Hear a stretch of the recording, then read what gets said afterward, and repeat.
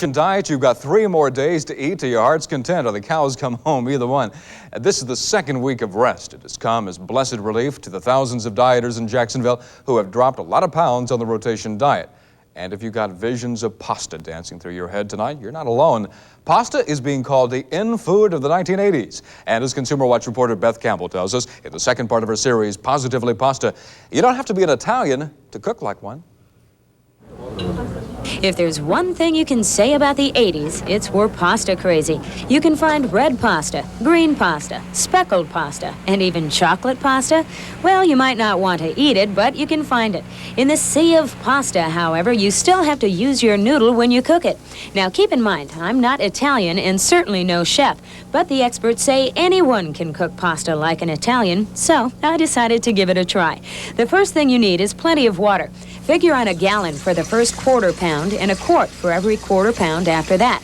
Lots of water also ensures your pasta will come to a boil quickly. Then add the pasta all at once.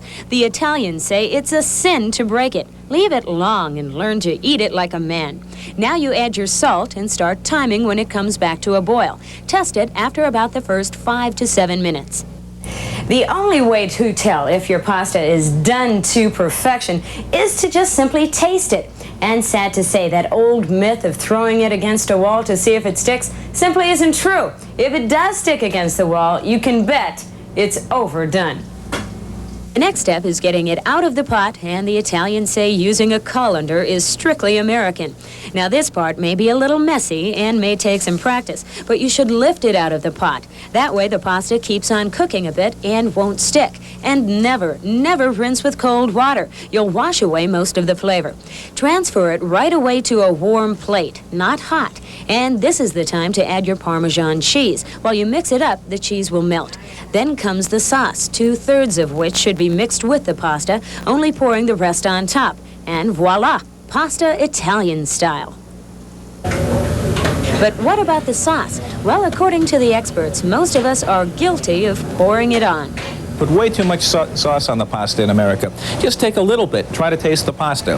And the restaurant's not cheating you. They're trying to serve the pasta properly. You can taste the delicious, fresh, homemade pasta we've made instead of tasting all the sauce. So it's almost like a bowl of soup with a little bit of pasta in it. That's not the way to eat pasta.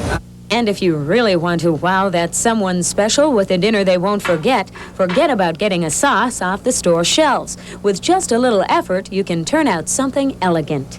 I always make a very, very light sauce, just a touch of tomato, a touch of garlic, some coarsely chopped fresh basil.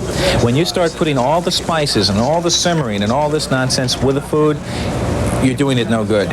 Beth Campbell, Consumer Watch 17.